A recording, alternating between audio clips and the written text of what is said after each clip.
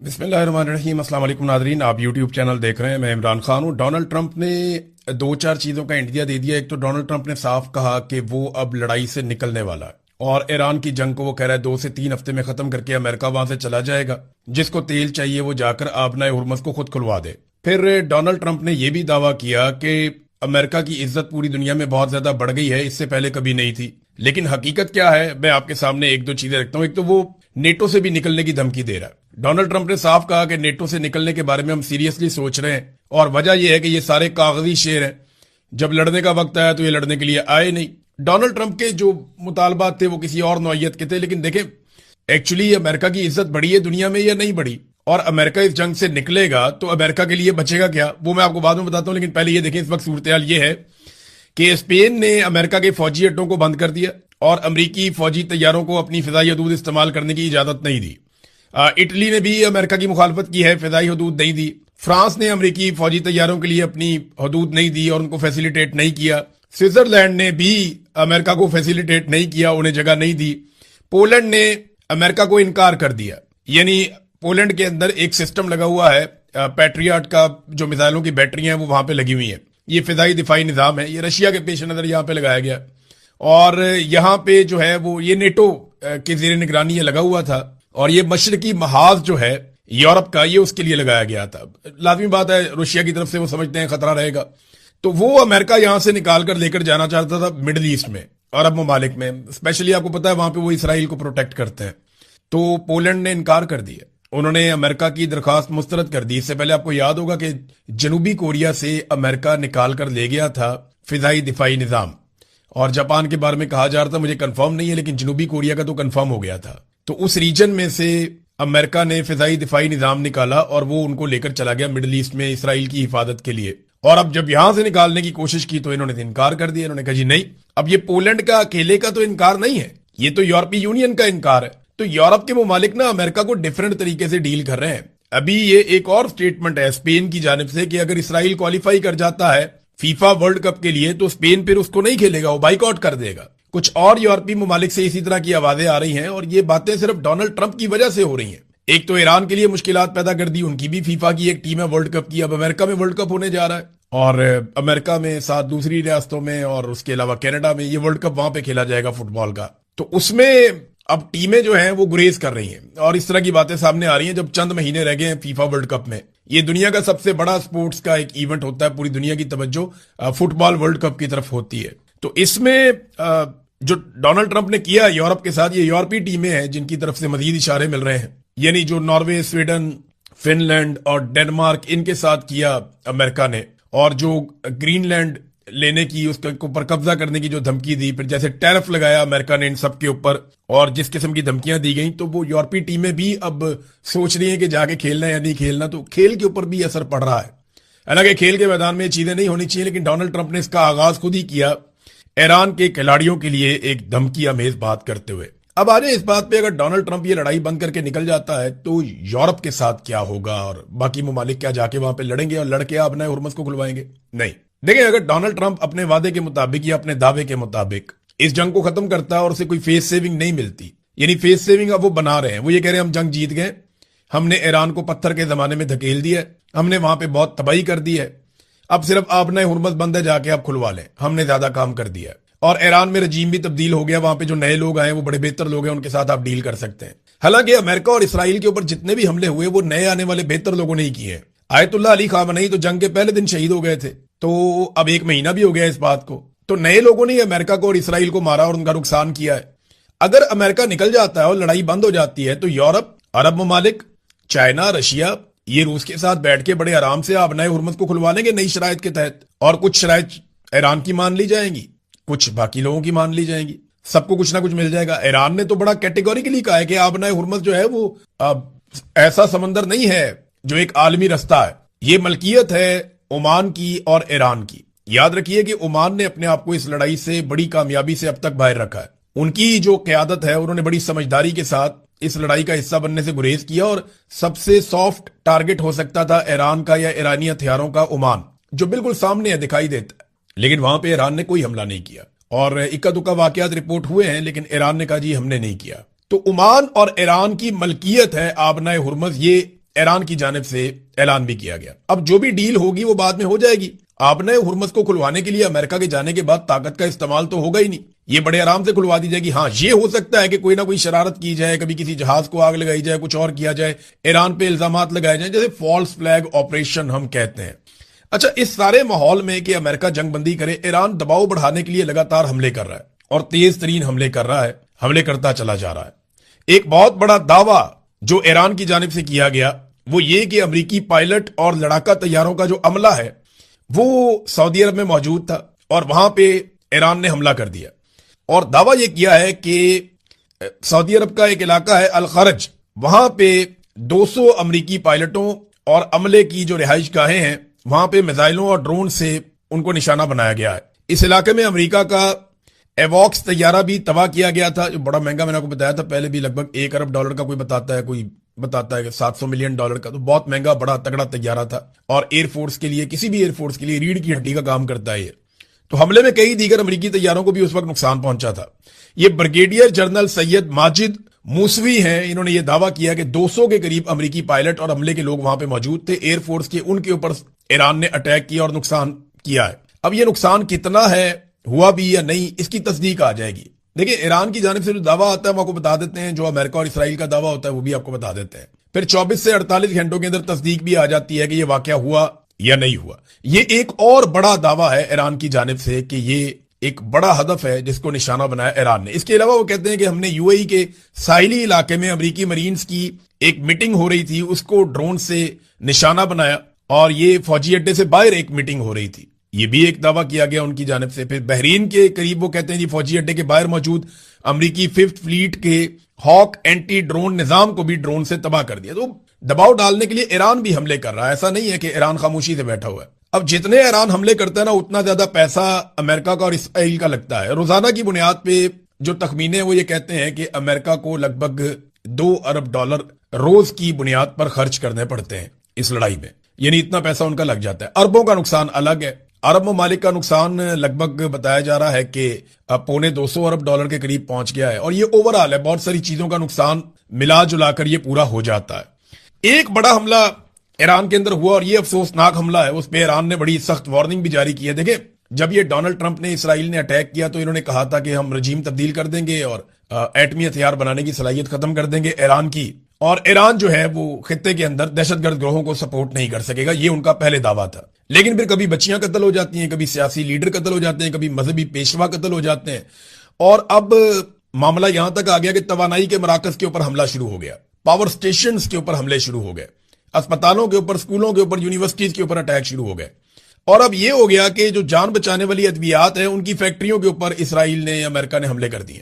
اب یہاں پہ جو تصاویر اور ویڈیو ہے وہ باقاعدہ جاری کر دی گئی ہے کہ جہاں سے سپلائی دی جاتی تھی جان بچانے والی ادویات بنانے والی فیکٹریوں کو, اس مرکز کو نشانہ بنایا ہے, اور یہ الزام لگایا گیا اسرائیل اور امریکہ کے اوپر. اور سید عباس عراقچی جو وزیر خارجہ ہیں ایران کے, انہوں نے اس کے اوپر ایک سٹیٹمنٹ دیا اور انہوں نے کہا ہم مظلوم فلسطینی نہیں ہیں, ابھی ذرا ٹھہر جاؤ, سزا کے لیے تیار ہو جاؤ. یہ ایرانی وزیر خارجہ نے اس کے اوپر ایک تنبیہ جاری کی ہے کہ ہم اس کا جواب دیں گے, ایسا نہیں ہے کہ اس کا جواب آپ کو نہیں ملے گا, ہم فلسطین کی طرح بے بس نہیں ہیں. ناظرین, ٹرمپ کا نکلنا اس لیے بھی ضروری ہے کہ امریکہ میں جو ٹرمپ کی مقبولیت ہے وہ 33% تک رہ گئی ہے, یعنی لگاتار کم ہوتے ہوتے 33% تک رہ گئی ہے. یعنی ابھی وہ کوئی الیکشن جیتنے کی پوزیشن میں نہیں ہے ڈونلڈ ٹرمپ, اس وقت تو نہیں ہے, مستقبل کا آپ کچھ کہہ نہیں سکتے. اور 2/3 امریکن, یعنی ہر 3 میں سے 2 امریکی یہ سمجھتے ہیں کہ امریکہ کو فوری طور پہ اس لڑائی سے باہر نکل جانا چاہیے, اور ہر 10 میں سے 6 امریکی یہ سمجھتے ہیں کہ ڈونلڈ ٹرمپ گزرتے وقت کے ساتھ ساتھ زیادہ غیر ذمہ دار ہوتے جا رہے ہیں. امریکن میڈیا میں کچھ ایسے سرویز بھی چلائے گئے جن میں امریکیوں کی اکثریت ڈونلڈ ٹرمپ کی ذہنی صلاحیتوں پہ سوالات اٹھا رہی ہے, اور وہ یہ کہہ رہے ہیں کہ ڈونلڈ ٹرمپ ذہنی طور پہ کیا نارمل ہے اور وہ امریکہ جیسے ملک کو چلانے کے قابل ہیں. اب یہ ڈسکشن شروع ہو گئی ہے امریکہ کی میڈیا میں, تو جتنی جلدی ہو ڈونلڈ ٹرمپ کو اس لڑائی سے نکلنا پڑے گا. اسرائیل کے لیے 2 پرابلم کریٹ ہو گئے. ایک تو چائنا نے بڑا کیٹیگوریکلی اعلان کر دیا کہ لبنان کے اندر سے اسرائیل فوری طور پہ نکل جائے, کیونکہ لبنان میں بھی بڑا قتل عام ہو رہا ہے. وہاں پہ جو ہیومن رائٹس ورکرز ہیں یا جو ڈاکٹرز ہیں, طبی عملہ ہے, ان کو لگاتار نشانہ بنایا جا رہا ہے, ان کے اوپر اٹیک کیے جا رہے ہیں. اور دوسری ایک خبر جو ہے وہ غزہ سے لڑنے والے حماس کے القسام بریگیڈ کے فوجی ترجمان ابو عبیدہ نے लबनानी मुजाहिद कार यानी लबनान के अंदर जो लोग लड़ रहे हैं वो हिजबुल्लाह वाले हैं ना, तो हमास वालों ने हिजबुल्लाह वालों के नाम एक पैगाम जारी किया है और उन्हें दुआएं शुआएं दी हैं, और साथ में उन्होंने कहा है कि आप इसराइली फौजियों को गिरफ्तार करें। यानी उन्होंने वहां पे बहुत बड़ी तादाद में टैंक तबाह किए हैं इसराइल के, ये दावा किया गया हिजबुल्लाह की जानिब से। अब हमास के तर्जुमान कह रहे हैं हिजबुल्लाह को कि आप इसराइली फौजियों को गिरफ्तार करें ताकि फलस्तीनी और अरब कैदियों को काबिज जेलों से आजाद करवाया जा सके। ये पहले भी इन्होंने यही किया था कि जब इसराइली गिरफ्तार हो जाते हैं ना, तो वो एक एक इसराइली के बदले में बहुत बड़ी तादाद में फलस्तीनियों को आजाद करते हैं। देखिए मौका ऐसा है कि अब बाकायदा इसराइल ने एक कानून पास कर दिया कि फलस्तीनियों को सजाए मौत दी जा सकती है, फांसी दी जा सकती है। इसके ऊपर पाकिस्तान में कुछ मौलवियों ने बातचीत की है, लेकिन यही मौलवी ताहिर अशरफी वगैरह कुछ अरसा पहले तक बोर्ड ऑफ पीस के ऊपर बगले में जाते थे, ये कहते थे जनाब फलस्तीनी उस पर मिठाइयां बांट रहे हैं, और बोर्ड ऑफ पीस के ऊपर ये शादियाने बजाते थे कि हम नेतन्याहू के साथ एक प्लेटफॉर्म के ऊपर इकट्ठे हो गए। आज ये उसी को जालिम और जाबिर कह रहे हैं और मुसलमान मुल्कों से अपील कर रहे हैं कि फलस्तीनियों का साथ दो। मस्जिद अक्सा के दरवाजे बंद है, बोर्ड ऑफ पीस बनने के बाद मस्जिद अक्सा के दरवाजे बंद हो गए, फलस्तीनियों का कत्लेआम एक अलग तरीके से शुरू हो गया। बोर्ड ऑफ पीस बनने के बाद पूरे खित्ते के अंदर बमबारी शुरू हो गई, बोर्ड ऑफ पीस बनने के बाद पूरी दुनिया मुतासिर हो गई, और बोर्ड ऑफ पीस बनने के बाद अब फलस्तीनियों की फांसी का बंदोबस्त भी हो गया, लबनान के ऊपर भी अटैक हो गया, बड़े पैमाने पे कत्लेआम हो रहा है दोनों तरफ। तो ये बोर्ड ऑफ पीस के ऊपर जो मौलवी उस वक्त ताशे बजा रहे थे और पाकिस्तान की उसमें शमूलियत को बड़ा एजाज करार दे रहे थे कि इसराइली वजीर आजम नेतन्याहू के साथ हम बैठ जाएंगे तो ये बड़ा एजाज है, हम उन्हें कंट्रोल कर लेंगे, तो जिस दिन से बोर्ड ऑफ पीस बना है मामला कंट्रोल होने की बजाय ज्यादा आउट ऑफ कंट्रोल होता हुआ बज़ाहिर मेरा तजिया यही है कि ऐसे ही दिखाई दे रहा है। तो क्या ये मौलवी जिन्होंने जमीन आसमान के कलाबे मिलाए थे ये कौम से माफी मांगेंगे? मुझे तो नहीं लगता, क्योंकि इनका ये ट्रैक रिकॉर्ड नहीं है। इसहाक डार साहब नाजरीन चीन के दौरे पर गए थे, उसका एक एलामिया भी जारी हुआ है, 5 नुकाती जो है वो तजावीज हैं जो ईरान और इसराइल और अमेरिका की जंगबंदी के हवाले से हैं। देखिए पाकिस्तान इसमें एक रोल प्ले कर रहा है और ये बड़ी अच्छी बात है, क्योंकि पाकिस्तान के बाद दूसरा रास्ता कोई नहीं। अगर पाकिस्तान लड़ाई में जाएगा तो पाकिस्तान को नुकसान होगा, दोनों तरफ से नुकसान है ना। हम अरबों को भी नाराज नहीं कर सकते, ईरान हमारा हमसाया मुल्क है, साथ बॉर्डर लगता है, इसको भी नाराज नहीं कर सकते। तो पाकिस्तान को मैनेज करना था और लड़ाई से हर हाल में बचना था। इस बात से शायद अरब इतने खुश नहीं होंगे, अमेरिकन भी खुश नहीं होंगे, इसराइल भी पाकिस्तान से राजी नहीं होगा कि ये पाकिस्तान क्या कर रहा है। लेकिन जब चाइना गए इसहाक डार साहब, तो मेरे सोर्सेज ने 2 डिफरेंट सोर्सेज हैं जिनसे मैंने ये इन्फॉर्मेशन इकट्ठी की है। देखिए मैं खबर पहले भी दे सकता था, लेकिन आई टुक माई टाइम, मैंने कई घंटे लिए इसके ऊपर और फिर मैंने मुख्तलिफ लोगों से बात की तो खबर एक और भी निकली है। चाइना ने तहफ्फुजात का इजहार किया है कि पाकिस्तान और अफगानिस्तान के बीच में जो चल रहा है, चाइना ने इस रीजन में अरबों डॉलर्स लगाए हैं। वो बेल्ट एंड रोड का अपना इनिशिएटिव लेकर चल रहा है, उसने ईरान में पैसा लगाया हुआ है, उसने अफगानिस्तान में पैसा लगाया हुआ है, पाकिस्तान में बेशुमार पैसा लगाया हुआ है। इस खित्ते के और ममालिक के अंदर सेंट्रल एशिया तक चाइना ने इन्वेस्टमेंट की हुई है, बांग्लादेश में पैसा लगाया हुआ है, श्रीलंका में पैसा लगाया हुआ है। तो वो नहीं चाहेगा कि यहां पे एक लड़ाई की नजर उसका पैसा हो जाए या उसके पैसे जाया हो। अरबों डॉलर चाइना ने लगाए हुए हैं और अफगानिस्तान ने भी चाइना को ब्रीफिंग दी है, चीजें बताई हैं, और पाकिस्तान को चाइना ने फिर कहा है कि यह मामला बातचीत से हल किया जाए और जंग की तरफ ना जाए। चाइना के तहफ्फुजात हैं। इससे पहले आपने देखा था कि सदर भी गए थे चाइना की एम्बेसी में, वहां पे उन्होंने एक दौरा भी किया था। ये मामला उस तरह नहीं है जैसे आपको दिखाई देते हैं। चाइना की एक आदत है, बहुत सारे लोगों के पट्टे खोल दिए गए, जनाब इमरान रियाज ने खबर दी इस पे हमला कर दो, वो एस्टेब्लिशमेंट के सारे टाउट मेरे पीछे पड़ गए। भाई मामला ये है कि चाइना फेस सेविंग देता है हमेशा। चाइना अगर कभी आपसे नाराज भी होता है, और ये बात पीएमएलएन के लोग या ये दानिश्वर पहले माजी में कहते रहे हैं कि चाइना कभी भी ओपनली अपनी पॉलिसी नहीं बताता, या अपने दोस्तों के खिलाफ कोई चीज उसके पास होती है तो वो उसको इस तरह एक्सपोज नहीं करता, वो फेस सेविंग देता है और मामला हल करता है। चाइना को तहफ्फुजात हैं और चाइना चाहता है कि पाकिस्तान और अफगानिस्तान के दरमियान बातचीत के जरिए मसला हल हो। अफगानिस्तान समझता है उसके साथ ज्यादती हो रही है, पाकिस्तान की हुकूमत ये कहती है हमारे साथ ज्यादती हो रही है, जबकि हम सब ये जानते हैं कि जब से डोनाल्ड ट्रंप ने बगराम एयरबेस मांगी है तब से लेकर अब तक ये मामला शिद्दत इख्तियार कर गया है। लेकिन दहशतगर्दी के खिलाफ तो जंग पाकिस्तान 20-25 साल से लड़ रहा है, बल्कि आज तो इससे ज्यादा टाइम हो गया। तो पहले आप ये क्यों नहीं करते थे, एरियल स्ट्राइक और जाके वहां पे हमले क्यों नहीं करते थे? ये अब आपने क्यों किए हैं? ये पॉलिसी क्यों शिफ्ट की है? डोनाल्ड ट्रंप के स्टेटमेंट के बाद की है। ये जब चाहेंगे फिर मिलिट्री एस्टेब्लिशमेंट पॉलिसी बदल देगी कि नहीं जी कल तक वो मुजाहिद थे, जहादी थे, वो तालिबान बहुत अच्छे थे, गुड तालिबान थे, आज वो बहुत बुरे हैं, आज मारो उनको, कल फिर कोई इनको आसरा लग जाएगा, नहीं जी आज फिर वो बहुत अच्छे हो गए हैं। तो इनका कोई डायरेक्शन नहीं है, ये डायरेक्शनलेस है। तो ये लीडर्स को फैसला करना चाहिए, बंदूक बरदार जब फैसला करते हैं तो प्रॉब्लम हो जाती है। बहरहाल ये जो एलामिया है वो अलग है, लेकिन चाइना का मुतालबा वो रिपोर्ट भी हो रहा है। अभी थोड़े दिनों में आपको बहुत सारी चीजें नजर आ जाएंगी और ये खबर की बड़ी वाज़ेह तस्दीक भी हो जाएगी। नाज़रीन, G7 के वो ममालिक जो दबाव डालते थे रशिया पे और पाबंदियां लगाते थे रशिया के ऊपर कि तेल नहीं लेना तो गैस नहीं लेनी इनसे, वो अब रशिया से अपील कर रहे हैं। और दुनिया के अंदर जो तेल की कमी हो रही है उसमें रूस के लिए मदद की अपील की गई है कि रशिया तेल बेचे, उसके ऊपर पाबंदियां भी उठाई गई हैं। लेकिन रूस ने 1 अप्रैल से लेके 31 जुलाई तक यानी 4 महीनों के लिए गैसोलीन को एक्सपोर्ट ना करने का फैसला किया। इससे बहुत दबाव बढ़ेगा दुनिया पे। तो रशिया ने मौका देख के चौका लगाया, उसके ऊपर अब रिक्वेस्ट कर रही है दुनिया। ये G7 ममालिक जो हमेशा दबाव डालते थे रशिया के ऊपर, बाकी ममालिक के ऊपर, तो आज वो खुद दबाव में आ गए हैं। सूरत ऐसे ट्विस्ट हो गई है। नाज़रीन, अब 2 खबरें पाकिस्तान के अंदर से।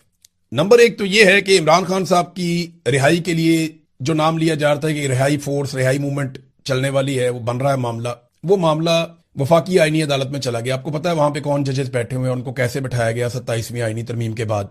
तो उन्होंने नोटिस जारी कर दिया सुहेल अफरीदी को। हालांकि इन्होंने अभी तक बाकायदा किसी फोर्स की अनाउंसमेंट ही नहीं की। उन्होंने कहा जी एक कैदी जेल के अंदर है तो आप उसके लिए क्यों तहरीक चला रहे हैं, और कैसे आप तहरीक चला सकते हैं, और कैसे आप एक फोर्स बना सकते हैं, तो आपने क्या किया, तो इसका जवाब आप जमा करवाएं। तो सुहेल अफरीदी जवाब जमा करवा देगा, जी हमने कोई फोर्स नहीं बनाई, हम तो पुरअमन तहरीक चला रहे हैं, एहतजाज करना आइन के मुताबिक हमारा हक है, हमें कोई रोक नहीं सकता, हमें लगता है उसके साथ ज्यादती हुई है, ये तो वो कर ही सकते हैं। लेकिन वफाकी आईनी अदालत को इस मामले में एस्टेब्लिशमेंट लेकर क्यों आई? मुझे लगता है कि ये जो मेंबरशिप हो रही है या प्रेशर बढ़ रहा है, नौजवान शमूलियत इख्तियार कर रहे हैं एक नई तंजीम में, शायद इससे एस्टेब्लिशमेंट को थोड़ा सा खौफ भी है। उन्हें लगता है कि अगर ये इकट्ठे हो गए वाकई में लाखों की तादाद में, तो फिर वही मुसीबत दोबारा से आ जाएगी एहतजाज की, जिससे उन्होंने माजी में बड़ी मुश्किल से निपटा है। अब देखते हैं ये इस काबिल हैं और वहां तक मामला ले जाते हैं या नहीं ले जाते। लेकिन इंफॉर्मेशन मिनिस्टर पंजाब ने एक स्टेटमेंट दिया था और उन्होंने कहा था कि जब पाकिस्तान में 9 मई हो रहा था तो इमरान खान के बेटे और उनकी बीवी वगैरह, उन्होंने इल्जाम लगाया था कि वो वहां पे नाइट क्लब में थे। 9 मई जब पाकिस्तान में हो रहा था तो बरतानिया में सुबह का वक्त था। अभी आपके पास वहां पे रात है जब आप ये वीलॉग सुन रहे हैं और मैं इसको दिन के वक्त रिकॉर्ड कर रहा हूं। तो 9 मई के सारे विजुअल दिन के वक्त के हैं, मैक्सिमम शाम के वक्त के हैं। तो वहां तो दिन का वक्त था, तो सुबह के वक्त कौन सा नाइट क्लब खुलता है या नाइट क्लब होता है? नाइट क्लब का तो मतलब ही नाइट है, रात के वक्त। तो एक तो ये पढ़े लिखे नहीं है, बेवकूफ हैं, ना इन्हें समझ आती है बात क्या करनी है, बस उठा के स्टेटमेंट झाड़ देते हैं और फैलाने वाले फैला भी देते हैं बेवकूफों की तरह। थोड़ा सा सोचना चाहिए। अब तक के लिए इतने, अपना ख्याल रखिएगा, अपने चैनल का भी। अल्लाह हाफिज़।